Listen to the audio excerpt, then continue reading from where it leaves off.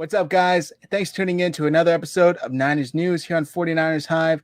My name is Zach Hernandez. I am joined by my co-hosts, Matt Llewellyn and Anthony Perry. And today we're going to be talking about what the 49ers need to do to pull out a win in Week 2 against New York Jets. Matt, take it away. What do they need to do? They need to remember that they're the defending NFC champions. They need to clean up the mistakes. They need to come out and punch New York in the mouth. They need to make Sam Darnold see all the ghosts that he can handle. I mean, we're talking about right in the middle of Ghostbusters type ghosts, you know what I mean? And make them make mistakes. Adam Gase is a trash coach. They're a trash team. New York sucks, and don't play down to your competition. Go in there, get an easy win, and then go and kick back in Virginia until next week when you got to play the Giants. It's that simple. Get Jimmy on schedule. Dial up plays that are going to maximize the talent that's out there. Try to incorporate Brandon Ayuk, provided that he plays.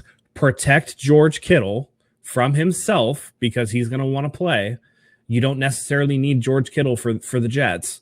Try to get out of there with your health and really just play a clean football game. And it should be an easy 2-3 touchdown victory. Yeah, that's a big one, is resting George Kittle, because they came out today saying that, he had I believe it was a hamstring sprain or knee sprain, and, that they're going to reevaluate on Wednesday and we'll see if he plays. It's like, just sit him. Why risk further injuring him when you could probably win this game without him? But yeah, I totally agree. I think that they need to remember who they are, remember what got them to the ship last year and what almost won them the championship last year. And that's a strong running game, play action passing, smart play calling, and a stout defense. And we didn't see any of that in Week 1. Anthony, what do you think that they need to do to leave New York with a win?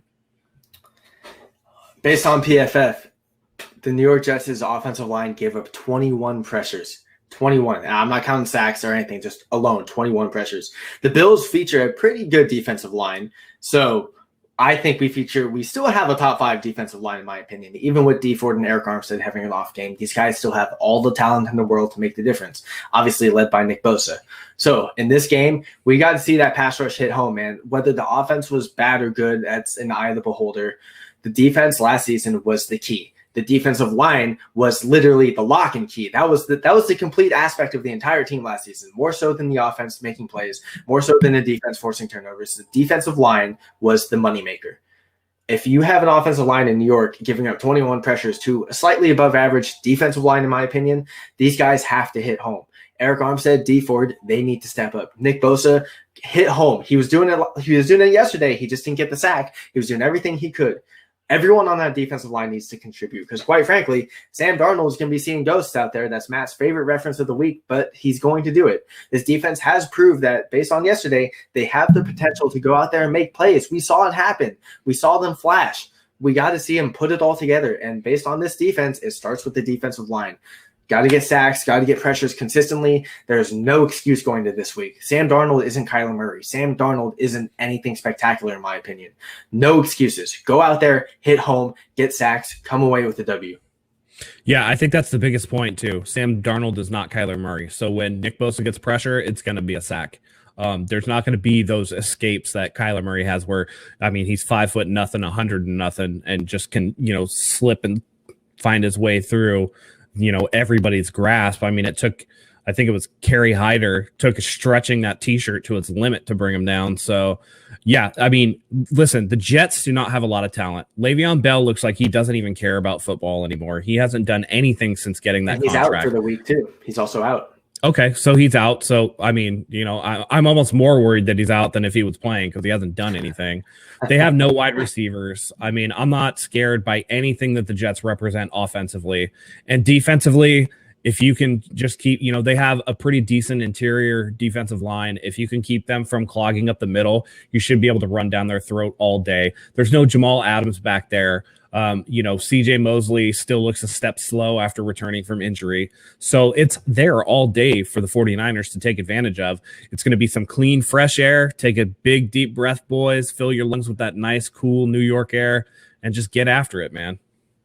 Yeah, that's going to be huge, getting in there and getting some clean air, because they get 2 weeks away from this filthy California air due to all these fires, and they should be able to capitalize on both weeks, But focusing on the Jets alone, Le'Veon Bell's out, so that means the OG Frank Gore will be back there, running up the middle. And unfortunately for Grandpa Frank, I don't think that his team's going to come out victorious this time. Something tells me he won't have too much of an issue with it. But what I really, really want to see is them improve on time of possession. Get back to those long drives where you're running the ball, just being that powerhouse team. And Raheem Mostert, I want to see him have 100 plus yards. I want to see Jerick McKinnon have at least 80 yards on the ground. I want to really see this team get back to the basics, because last week it was like an unfamiliar team. I don't even know who they were out there on the field. And I want to see them get back to who they are as a football team, as a heart and soul. And then maybe they can go into week 3 and week 4, building on that foundation that they should have set in week 1, but it took till week 2 to build. And now they're getting some confidence. Now, Matt, let me go back to you real quick. Is this a get right game for everyone? Oh, definitely. Even for Kyle Shanahan, who, again, we talked about earlier, had some weird play calls, man. He was running sweep plays out of shotgun that just did not work. They weren't lined up to Mostert's skill set. And I think that goes to missing players and missing personnel, and Shanahan trying to get cute with the scheme. But he really needs to stick with what works. Guasu, the center, he didn't give up a pressure at all. So, I mean, like I said, I think in our group chat or whatever, backup offensive linemen typically do an okay job at run blocking. Pass pro is really where they're going to struggle and really where you're going to see it. So just go out there and punch the Jets in the mouth, run the football down their throat, control time of possession, get Jimmy in a rhythm where you can with play action passing and, passes between the numbers. And you're going to go out there and you're going to put up 31 points against a terrible Jets team, 38 points. I foresee this to be a blowout. And after that, all the letdown of week 1, all the stink of that Santa Clara fire air is going to be gone.